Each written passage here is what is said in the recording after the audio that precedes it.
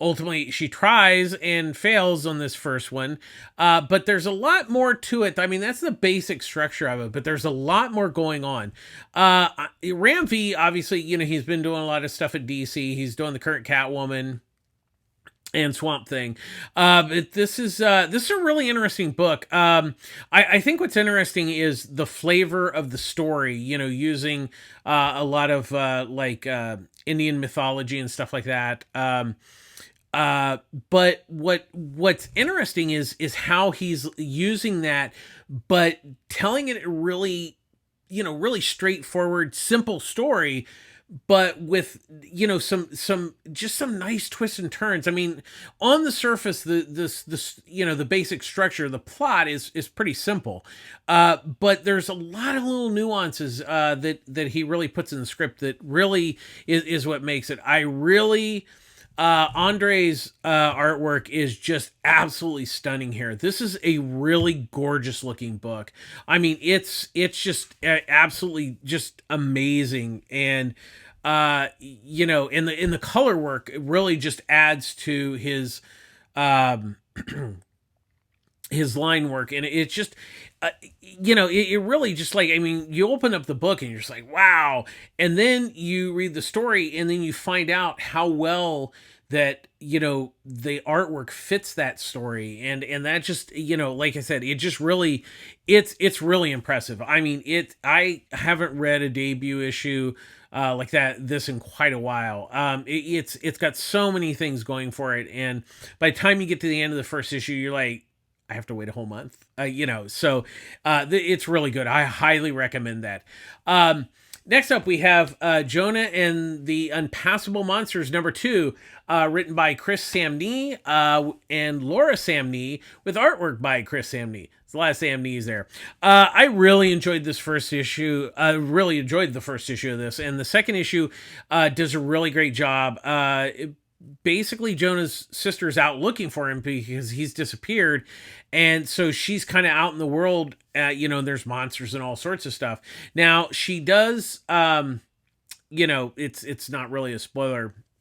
She does find him, but it's not, it's not like, oh, hey, where have you been? Oh, I missed you so much. No, it's nothing like that. It's like, in a way, he's kind of turned savage, not in a bad way. I mean, he just, like, he doesn't recognize her, and it's just really interesting. I like, once again, there's a lot of times in the script where there's actually no dialogue. It's silent, but there's, that's where not only the story, but obviously Sam Nee's artwork really comes into play in this book.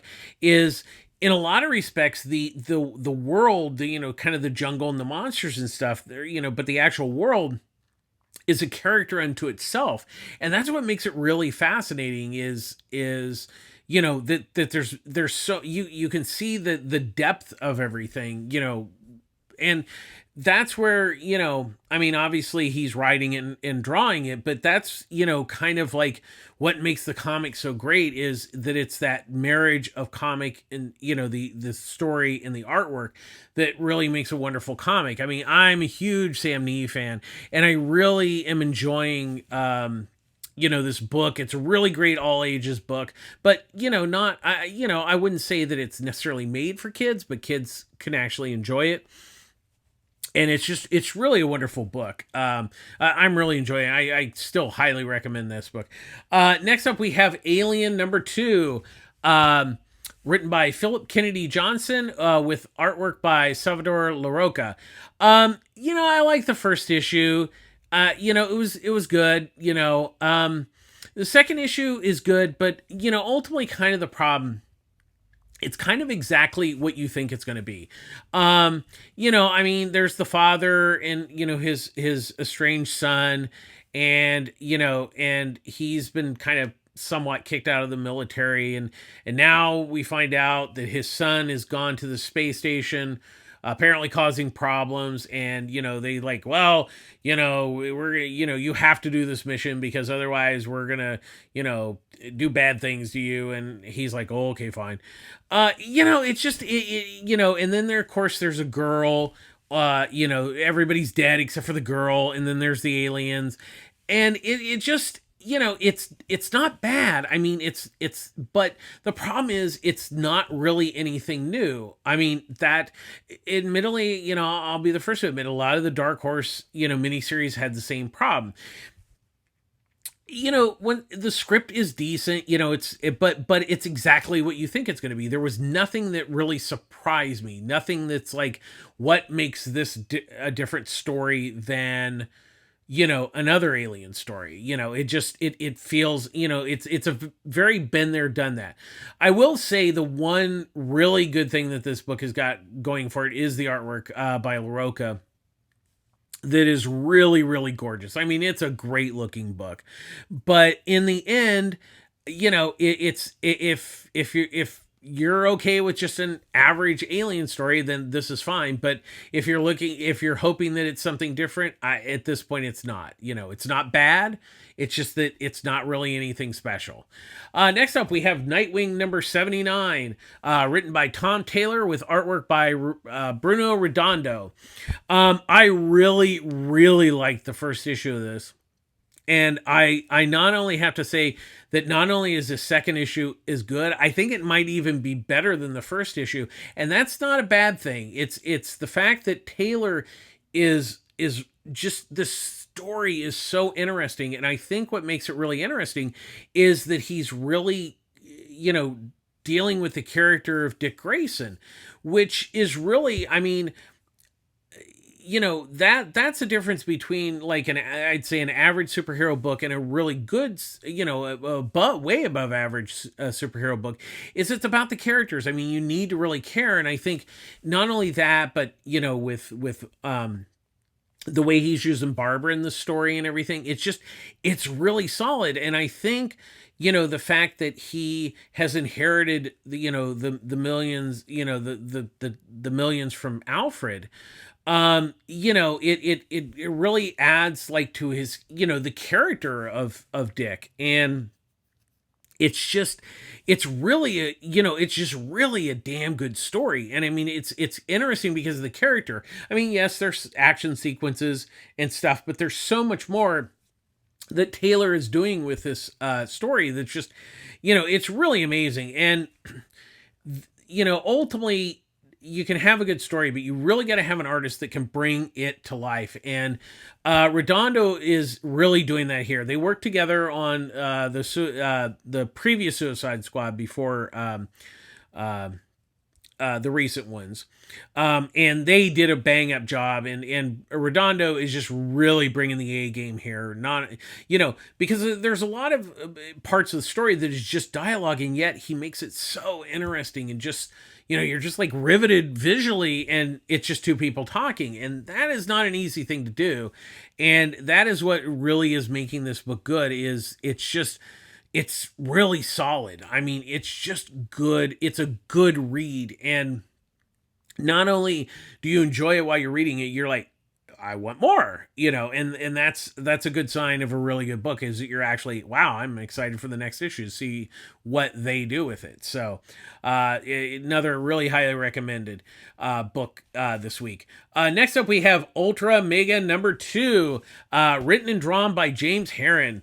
I'll be honest, I like the first issue, but I think at this point, there's so many, not that there's a ton, but there's been quite a few, kaiju based comics.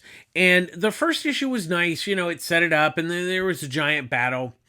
And, it's the story was decent.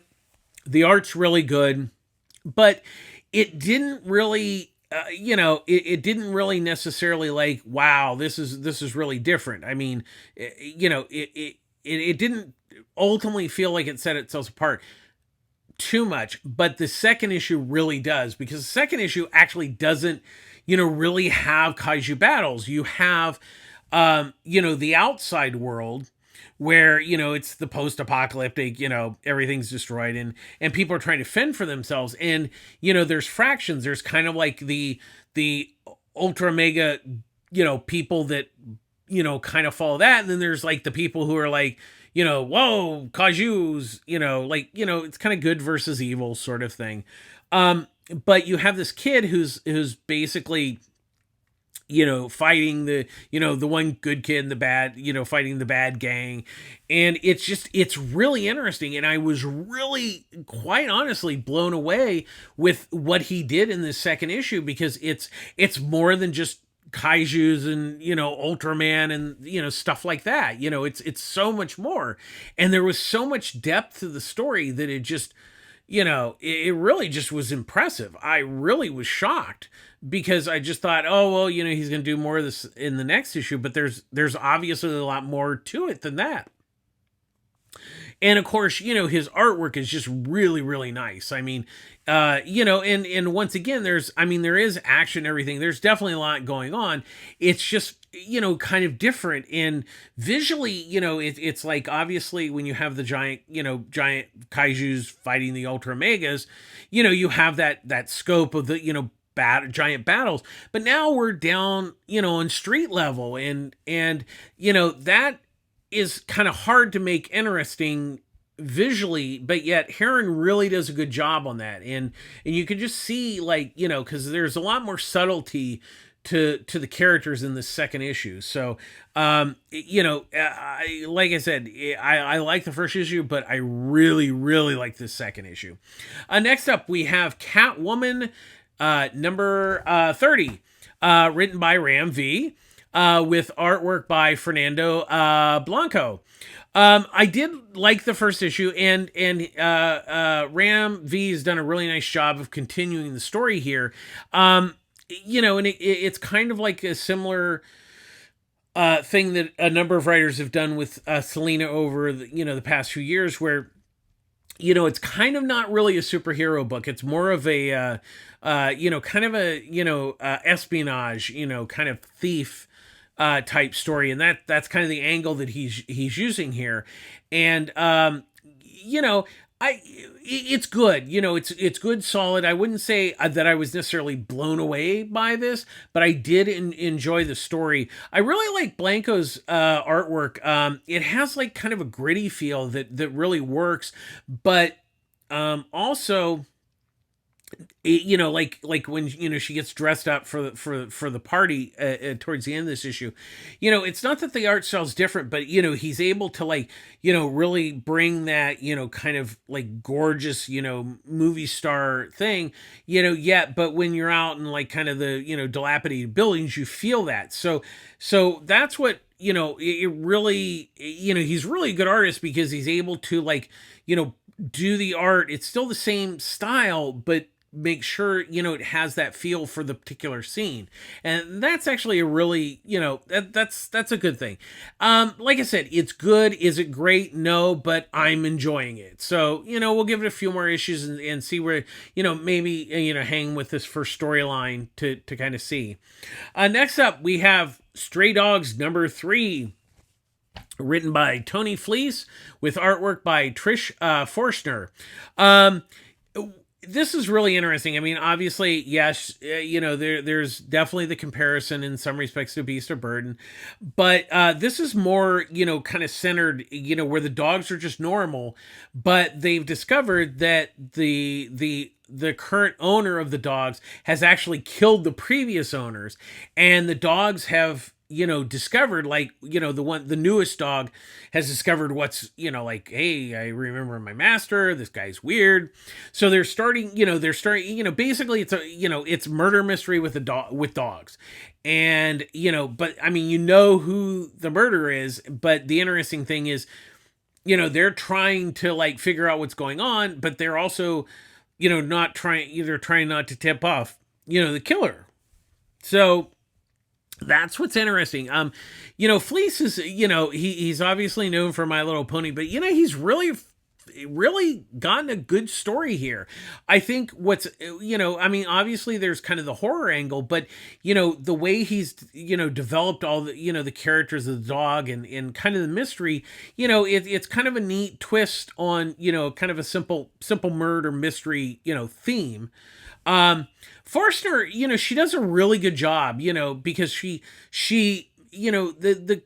the dogs have a bit of a cartoony look, but that, it's kind of almost like it's animated. And I think that actually works really well in the sense of it's not it's gritty in the story, but not necessarily gritty with the artwork, which I think is actually, a really smart move on Forstner's part, because I think it gives it a good balance, where it's kind of like, you would think it'd be dark and gritty, and that works well, say, for Beast of Burden, but I think the her art style really works well here.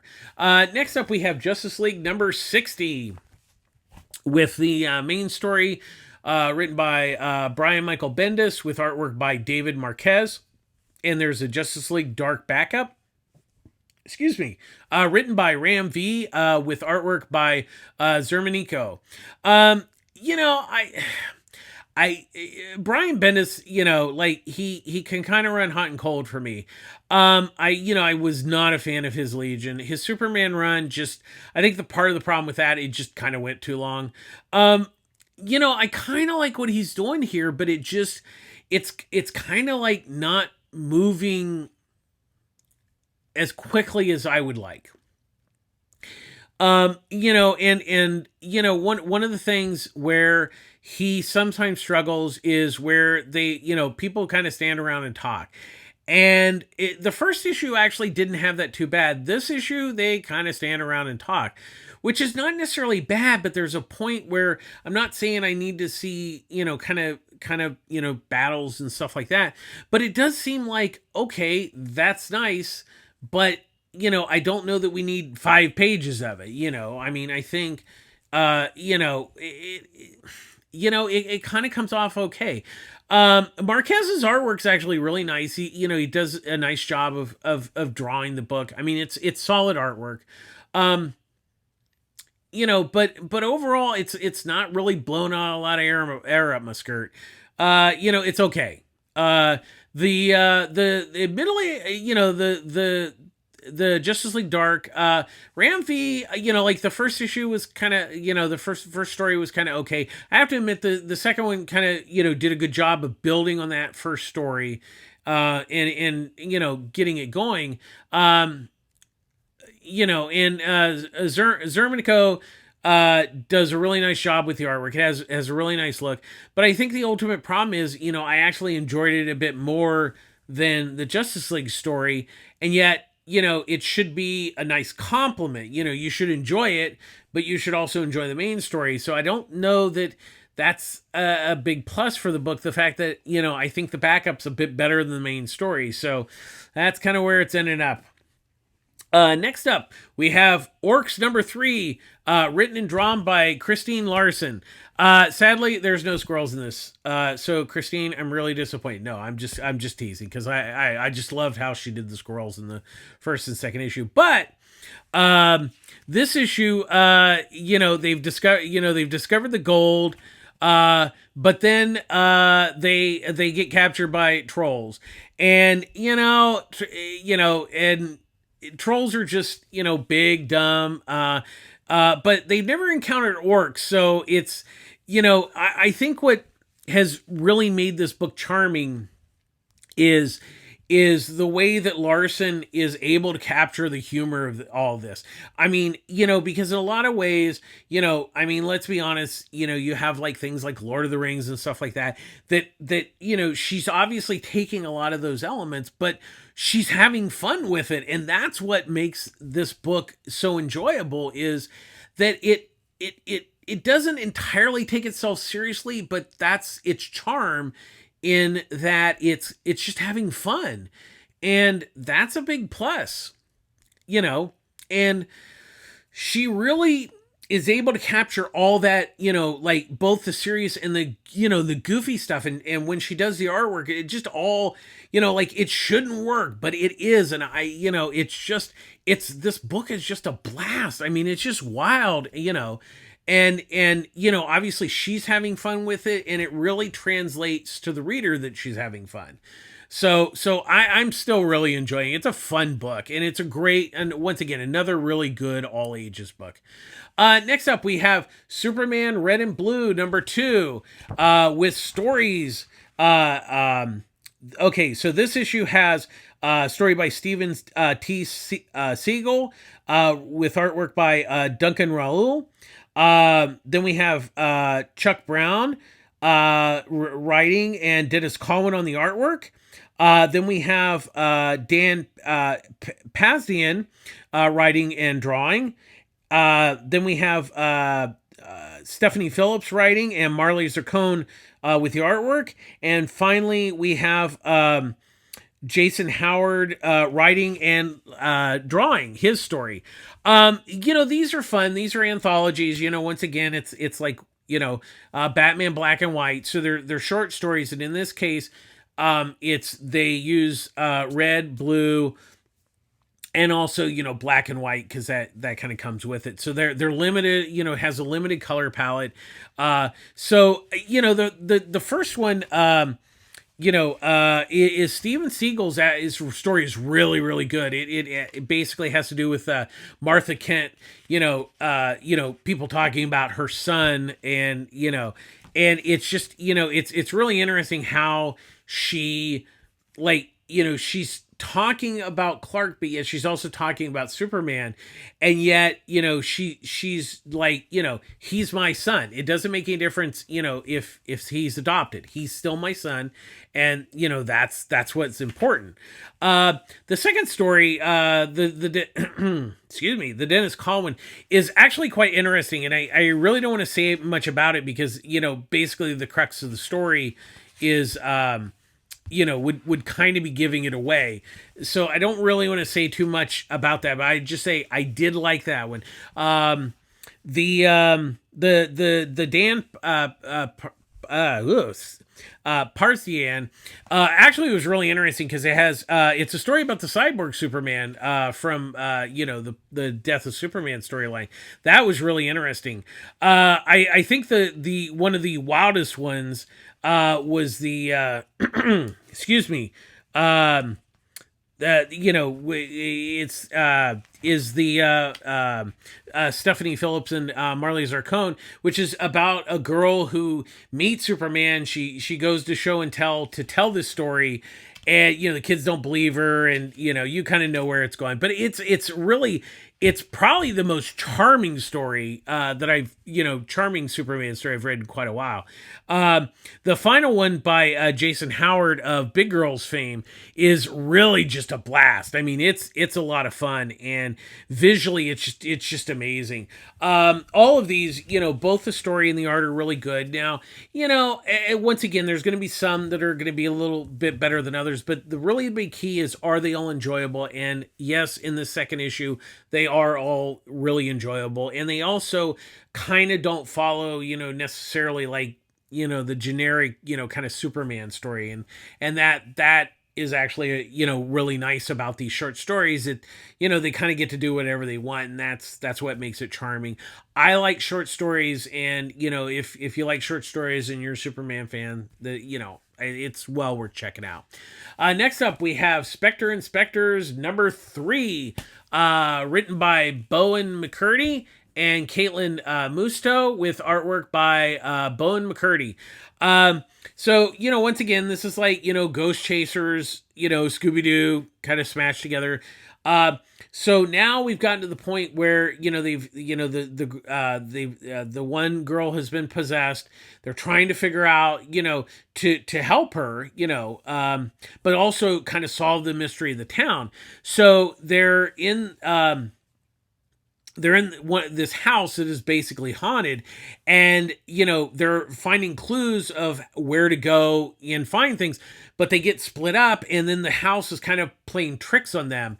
So you have two of the team that are just trying to get back to the other two, and the other two, the possessed girl, they're trying to figure out, okay, there are clues within this house. You're seeing the house in one perspective, I'm seeing the house in the other perspective. Like when they go in the library, it's like one of them will see the books one way, the other one will see them the other way, and they're trying to figure out, there's clues there, but they have to kind of figure out which way to go. This has really been a really nice, surprising little book. And I think what really makes it interesting is that it's not trying to be too dark or too scary. It's definitely, kind of, but then on the other hand, it definitely it is dark. It's just not. It's like a darker Scooby Doo. Like it's not just entirely on the surface, but it definitely has a good mystery to it, and I think that's what's really interesting, and I really enjoy McCurdy's artwork. It has a really nice style. And really complements the story, and it's they're they're doing a really good job of like developing the characters and developing the stories at the same time. It just has a really good flow to it. It's just been really a really once again kind of an all ages book, a little older, but still really good. Finally, this week we have Haha number 4. Written by W. Maxwell Prince, and this the artist for this issue is Patrick Horvath. This is these are one and done stories, and they're all basically based with clowns in the story. Clowns are the story, and what it is this boy is having a birthday, and his dad is supposed to go there as a clown, but it weirdly gets trapped in this balloon. Like it's almost like he's stuck in the Twilight Zone. So the mom and the son go to her father's house, and the balloon follows her. So there's the story of them going there for his birthday party at the grandfather's, and yet his dad is trapped in this balloon trying to get out, and it's just it's really wild. I mean, that's what's interesting with this book is each issue's different, so it's really just in a lot of ways this issue is kind of like a weird stream of consciousness, but not so weird. Like, I mean, the story makes perfect sense, but it's just you have this like normal kid having a birthday, and then you have this like guy that's trapped in a red balloon trying to get the hell out, and everything in there is just like the freaking Twilight Zone. It's just wild, and I'm really liking that the fact that every issue is different. And once again, you can just read this issue on its own. It has no, you don't have to read the first 3 issues. It just stands on its own, and it's basically an anthology book, but a monthly anthology. It's like Twilight Zone. Every episode's different, and that's it's nice. I mean, because you can as long as it has clowns in it, that's its thing. But otherwise, the stories, you can do whatever he can do whatever he's want. I really like Horvath's artwork in this, because he has, it's hard because you have to kind of draw the normal world, with the mom and the boy, and yet you have this like just LSD infused like clown trapped in a balloon, with just all this weird crap. And it really looks good. I mean, it just, it's a really solid story with really nice artwork. It's really, really good. So that's going to do it for this week. Hopefully next week we'll have a better studio situation. I'm trying to figure out kind of where to film it, so at least I put some stuff up in the back. I got busted last time when I just had the blank wall, so I tried to add a little something. Once again, the public service announcement of getting my books. I get them at Pulp Fiction Comics, Long Beach, California. Ryan runs a great store there with Annie. Really good pull service. Really take care of their customers. Check it out. Check out their website. Check out their Facebook group page. There's a lot of fun going on over there. There is a sister store in Culver City, a Pulp Fiction Culver City, run by Chris and her team. Once again, a really good store. So, once again, those are 2 great stores in LA that obviously I highly recommend. Good store, good staff. That's always a plus. They're there to help you out. Once again, if you can get vaccinated, please get vaccinated. Let's really try to get through this. We're seeing the light at the end of the tunnel. We all got to work together.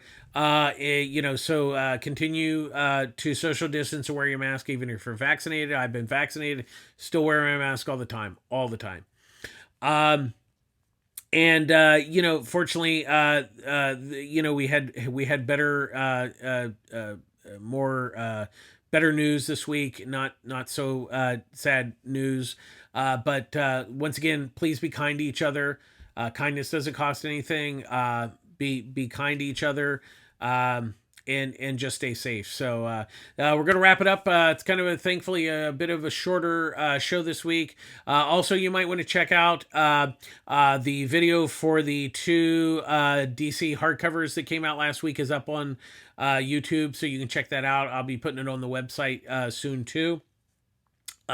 So check it out. Be safe, be kind, and I'll see you again next week. All right, take care. Bye.